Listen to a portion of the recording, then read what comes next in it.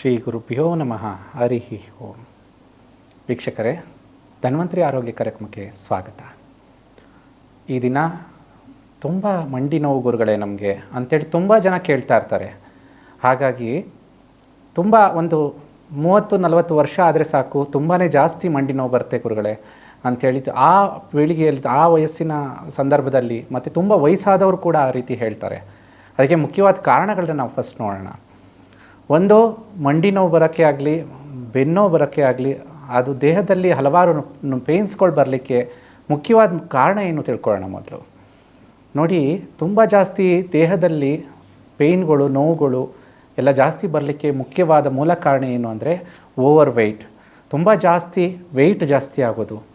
ಹಾಗಾಗಿ ಹೆಚ್ಚು ಜಂಕ್ ಫುಡ್ಸ್ನ ನೀವು ಹೊರಗಡೆ ತಿನ್ನೋದ್ರಿಂದ ಅದರಲ್ಲಿ ಮೈದಾ ಅಂಶ ಹಾಕಿರ್ತಾರೆ.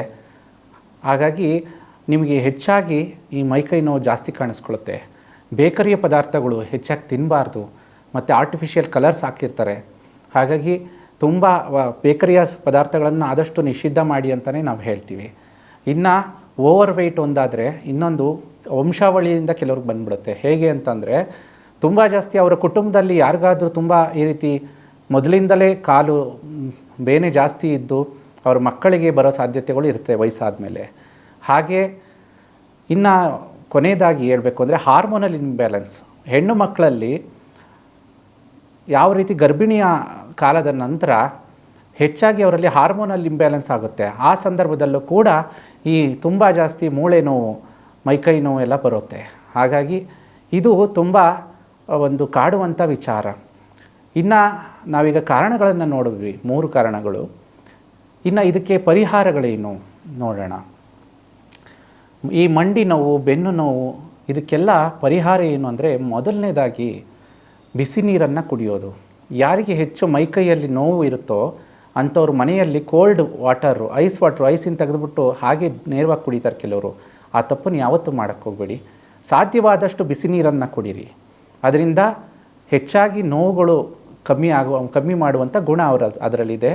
ಇನ್ನೊಂದು, ಜಾಸ್ತಿ ಈ ನೋವು ಬರೋದಕ್ಕೆ ಇನ್ನೂ ಒಂದು ಕಾರಣ ಇದೆ.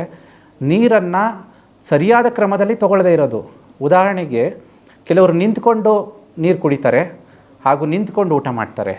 ಇದು ತುಂಬಾ ಈ ಮೈಕೈ ನೋವು, ಮಂಡಿ ನೋವು ಎಲ್ಲ ಬರೋದಕ್ಕೆ ಮುಖ್ಯವಾದ ಮೂಲ ಕಾರಣ.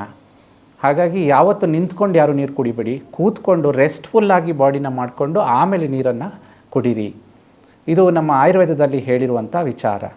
ಇನ್ನು ತುಂಬ ಇದಕ್ಕೆ ಪರಿಹಾರಗಳೇನೇನು ಅಂತಂದರೆ, ತುಂಬ ಕೋಲ್ಡ್ ಐಸ್ ಏನಿದೆಯೋ, ಐಸ್ ಬ್ಯಾಗ್ ಏನಿದೆಯೋ ಅದನ್ನು ತುಂಬ ಜಾಸ್ತಿ ಪೇಯ್ನ್ ಇರೋ ಜಾಗಕ್ಕೆ ಇಟ್ಕೊಳ್ಳೋದ್ರಿಂದ ಕೂಡ ಈ ಪೇಯ್ನ್ಸ್ಗಳು ತುಂಬ ಕಮ್ಮಿ ಆಗುತ್ತೆ. ಇಲ್ಲ ತುಂಬ ಹೀಟ್ ಬ್ಯಾಗ್ಸ್ಗಳು ಇಡೋದ್ರಿಂದ ಕೂಡ, ಅಥವಾ ಬಿಸಿ ನೀರನ್ನು ಹಾಕೋದ್ರಿಂದ ಕೂಡ ಈ ಪೇಯ್ನ್ಸ್ಗಳು ಕಮ್ಮಿ ಆಗುತ್ತೆ. ಇನ್ನು ಹೆಚ್ಚಾಗಿ ತುಂಬ ಜಾಸ್ತಿ ನೋವಿದೆ, ಆವಾಗ ಕಾಣಿಸ್ಕೊಳ್ತಾನೆ ಇರುತ್ತೆ ಅನ್ನೋರು ತಗೊಳ್ಳುವಂಥ ಆಹಾರ ಕ್ರಮದಲ್ಲಿ ಅದನ್ನು ಸರಿ ಮಾಡ್ಕೋಬೇಕು. ಹೇಗೆ ಅಂತಂದರೆ, ಒಮೆಗಾ 3 ಫ್ಯಾಟಿ ಆಸಿಡ್ಸ್ ಯಾವ್ಯಾವುದರಲ್ಲಿ ಇರುತ್ತೋ ಅಂಥ ಪದಾರ್ಥಗಳನ್ನು ತಿನ್ನೋದ್ರಿಂದ, ಹೆಚ್ಚಾಗಿ ಕ್ಯಾಲ್ಶಿಯಂ ಯುಕ್ತ ಆಹಾರಗಳನ್ನ ಹೆಚ್ಚಾಗಿ ಸೇವಿಸೋದ್ರಿಂದ ಈ ನೋವುಗಳನ್ನು ಕಮ್ಮಿ ಮಾಡ್ಕೋಬೋದು. ಅದು ಹೇಗೆ ಅಂತಂದರೆ, ಮೊಟ್ಟೆ, ನಾವು ಇಂದಿನ ಸಂಚಿಕೆಯಲ್ಲಿ ಕೂಡ ಹೇಳಿದ್ದೀವಿ, ಅದನ್ನು ತಿನ್ನೋದ್ರಿಂದ ಎಷ್ಟು ಆರೋಗ್ಯವಾದ ಅಂಶ ಇದೆ ಅದರಲ್ಲಿ ಅಂದರೆ, ವಿಟಮಿನ್ ಎ, ಡಿ, ಇ ಅಂಶ ಮೊಟ್ಟೆಯಲ್ಲಿ ಸಿಗುತ್ತೆ. ಹಾಗಾಗಿ ಅದು ಕೂಡ ತುಂಬ ಒಳ್ಳೆಯದು. ಪ್ರತಿನಿತ್ಯ ತಗೊಳ್ಳೋದ್ರಿಂದ ಪೇಯ್ನ್ಸ್ಗಳು ಕಮ್ಮಿ ಆಗುತ್ತೆ. ಇನ್ನು ಈ ಒಮೆಗಾ 3 ಫ್ಯಾಟಿ ಆ್ಯಸಿಡ್ಸ್ ಯಾವ್ಯಾವುದ್ರಲ್ಲಿದೆ ಅಂತ ನೋಡೋಣ.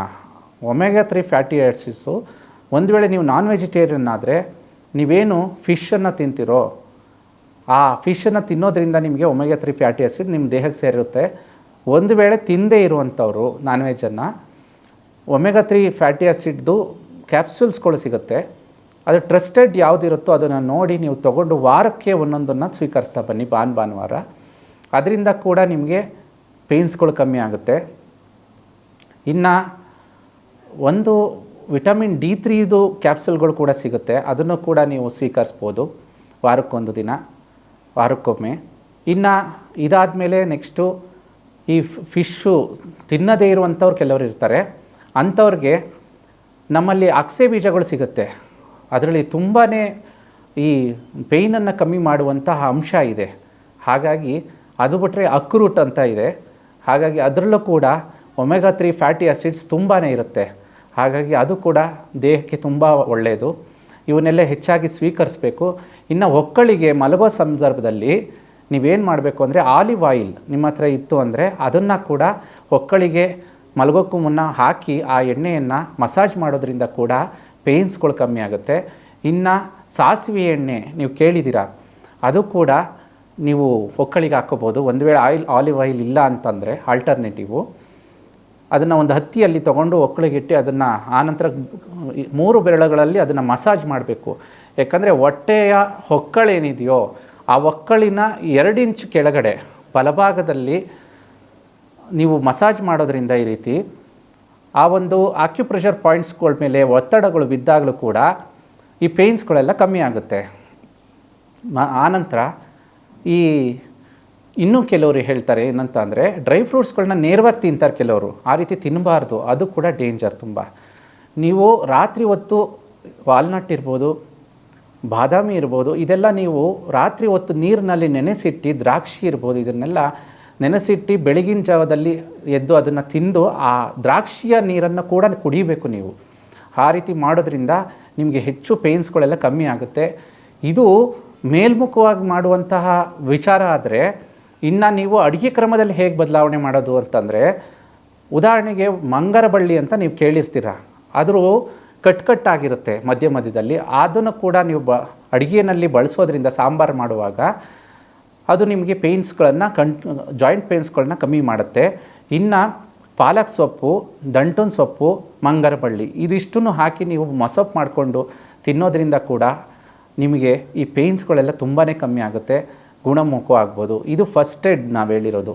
ಇನ್ನು ಹೆಚ್ಚಿನದಿದ್ದಾಗ, ತುಂಬ ಹಳೇದಿದ್ದಾಗ ಈ ಮಂಡಿಯಲ್ಲಿರುವಂಥ ಮಜ್ಜಿ ರಸ ಅಂತಿರುತ್ತೆ, ಅದೆಲ್ಲ ತುಂಬ ಕಮ್ಮಿ ಆಗಿಬಿಟ್ಟಿದ್ದಾಗ ಅಂಥವರೆಲ್ಲ ಏನು ಮಾಡಬೇಕು ಅಂತಂದರೆ, ಈ ನಾವು ಹೇಳಿದ್ವಲ್ಲ ಸಾಂಬಾರಲ್ಲಿ ಹೊಟ್ಟೆಗೆ ನೇರವಾಗಿ ತೊಗೋಬೇಕು. ಅದನ್ನು ಹೇಗೆ ಅಂತಂದರೆ ಮೊಸಪ್ಪು ರೀತಿ ಮಾಡಿ ಅದು ತೊಗೊಳ್ಳೋದಿರ್ಬೋದು. ಈ ರೀತಿ ಮಾಡಿ ಪ್ರತಿನಿತ್ಯ ದೇಹಕ್ಕೆ ತೊಗೊಳ್ಳೋದ್ರಿಂದ ಕೂಡ ನಿಮಗೆ ದೇಹದಲ್ಲಿ ಹೆಚ್ಚು ಈ ಪೇಯ್ನ್ಸ್ಗಳೆಲ್ಲ ಕಮ್ಮಿ ಆಗ್ತಾ ಹೋಗುತ್ತೆ.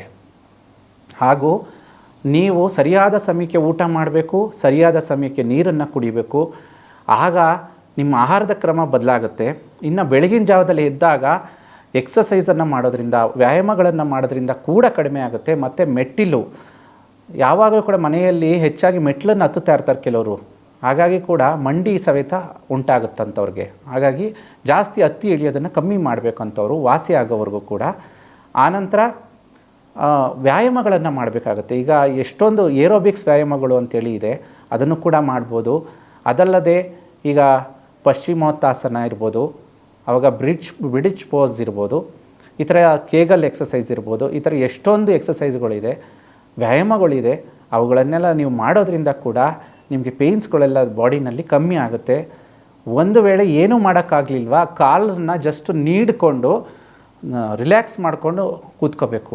ಆ ರೀತಿ ನೀವು ಮಾಡೋದ್ರಿಂದ ಕೂಡ ನಿಮಗೆ ಈ ಪೇಯ್ನ್ಸ್ಗಳು ಎಷ್ಟೋ ಕಮ್ಮಿ ಆಗುತ್ತೆ. ಇಷ್ಟು ಹೇಳ್ತಾ ಇವತ್ತಿನ ಸಂಚಿಕೆಯನ್ನು ನಾವು ಮುಗಿಸ್ತಾ ಇದ್ದೀವಿ. ಸರ್ವೇ ಜನಃ ಸುಖಿನೋ ಭವಂತು, ಅನ್ಯತಾಂ ಶರಣಂ ನಾಸ್ತಿ. ಸಮಸ್ತ ಲೋಕೋ ಸನ್ಮಂಗಳಾನಿ ಭವಂತು, ಲೋಕೋ ಸುಖಿನೋ ಭವಂತು. ಧರ್ಮೋ ರಕ್ಷತಿ ರಕ್ಷಿತಃ.